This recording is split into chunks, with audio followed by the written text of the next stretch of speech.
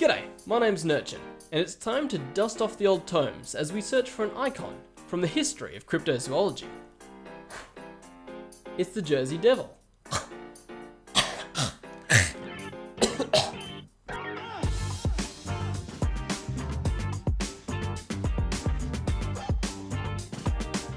The Jersey Devil, also known as the Leeds Devil, is a creature said to have once inhabited the Pine Barrens of New Jersey.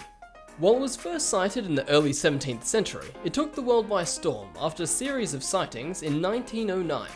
After all these years, its description is still fairly vague, but it appears to be some kind of hybrid of multiple animal parts. It's said to have the body somewhat like a kangaroo, the head of a horse, cloven hooves, claws, horns, and bat-like wings. Many reports reference a forked tongue and a forked tail, but that definitely seems more inspired by its devil identity. The Jersey Devil spent most of its time acting like a beast from hell or a teenage delinquent, killing children, eating livestock, hanging out in shadows, jumping on rooftops, directionless screaming, you know, being a bother. But the Jersey Devil is a bit different from our standard cryptids. This one has a backstory. And not some lazy cash grab prequel either. This one has witches.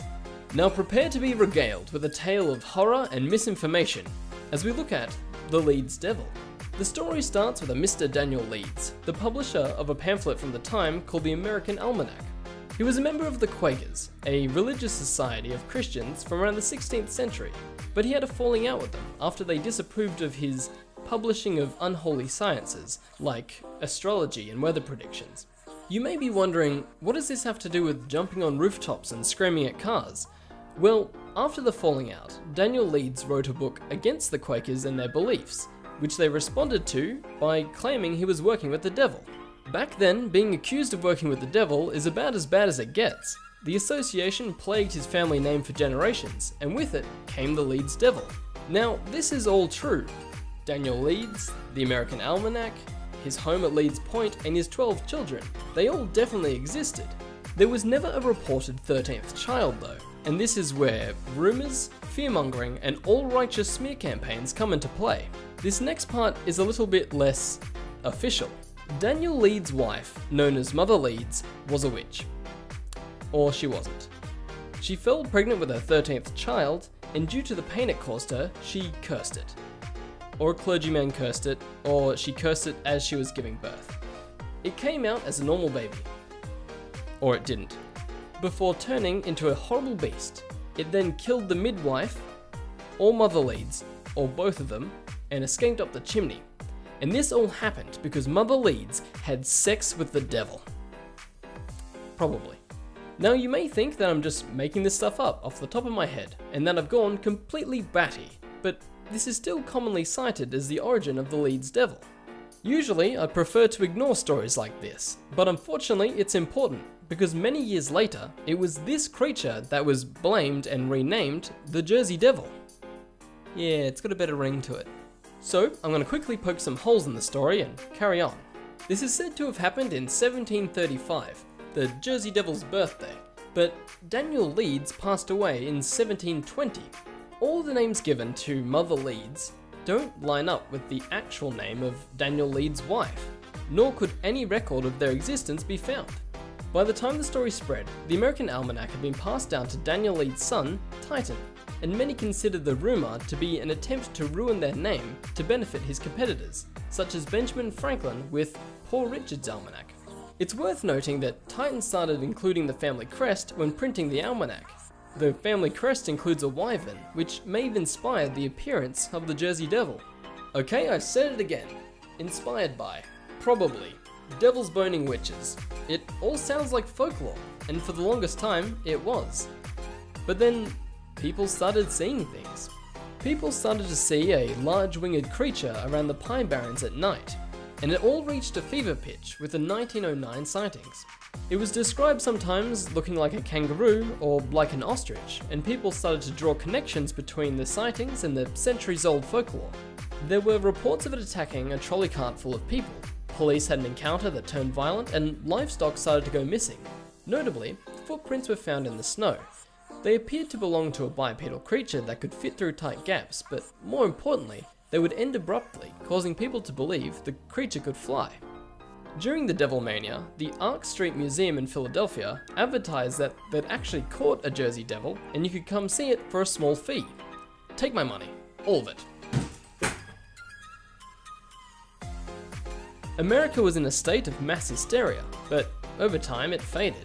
The sightings became less frequent, the hoof prints were made by local pranksters, and the museum was displaying a red kangaroo painted green with wings and claws glued to it. Yikes. So no one ever really found it, but even to this day, there are people who claim they've seen it all around America. Plus, there's lots of questionable photo evidence that can be found online. My favorite is the one where they've just launched a goat or something. It's so rigid. And it wouldn't be an icon of cryptozoology without a ton of pop culture references, such as The 13th Child, Carney,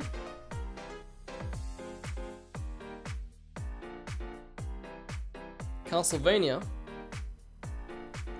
and The Wolf Among Us. Come on, Telltale. You're gonna show me this thing, telling me it's the Jersey Devil? I know a Wendigo when I see one. Disrespect. But with all that said and the story told, you may be wondering, so is it real? For an obvious start, the story with Mother Leeds isn't real, but it's important because it was this folklore that sparked hysteria over 200 years later. But what did these people see? It's important to note that the pranksters only appeared after the hysteria started. So let's break it down. First, the screaming. The Jersey Devil is said to have a blood-curdling scream. Now, this may be dismissive of me, but I don't consider screaming to be evidence. There are tales of people hearing a terrible cry, inquiring at the local tavern, and being informed it's the call of the Jersey Devil. As an Australian, I'm very familiar with the tradition of messing with tourists, especially if it helps with business. A loud screech, scream, or call from the woods is so ambiguous, I don't really consider it evidence of anything. Next, the hoof prints. The iconic photo of the prints was faked, but they weren't the only ones seen. So, what were they? The devil's footprints have actually appeared all around the world, with odd theories and explanations as to how they may have got there. Unfortunately, nothing very definite. There is one theory though, to do with footprints that look just like these. These are the footprints of a sandhill crane. God damn it, I should have known that when people started calling it the ostrich devil, that it was just going to be another large bird. And yes, the calls from the forest are probably just another barn owl. It's a flatwoods monster and the Mothman all over again. Come on America, say it with me. Bird, not monster, bird. At this rate, I can probably guess the description of Bigfoot as well. So, what did they see? If you look at its scrawny legs and its large wings, I reckon they just saw the silhouette of a sandhill crane. A large bird accidentally lands on your car roof, struggles to get footing before flying away again, and suddenly it's in the history books as evidence. But people have had encounters with larger birds than this all over the world. So, what sparked the hysteria, and what made people jump to these conclusions? When considering the existence of a possible cryptid, you have to ask, how could it exist in the first place? And unless you believe in the devil's one-night stand, then the evidence is seriously stacked against the Jersey Devil. But there's still a dark spot. What did those people see in the first place to spark the hysteria? To be honest, we may never know. It was probably a bird. But remember, before you go and insult somebody or start a rumor about them, it may become a shadow that plagues their family name for generations and eventually turns into a creature that throws half of America into hysteria. So, you know, be nice.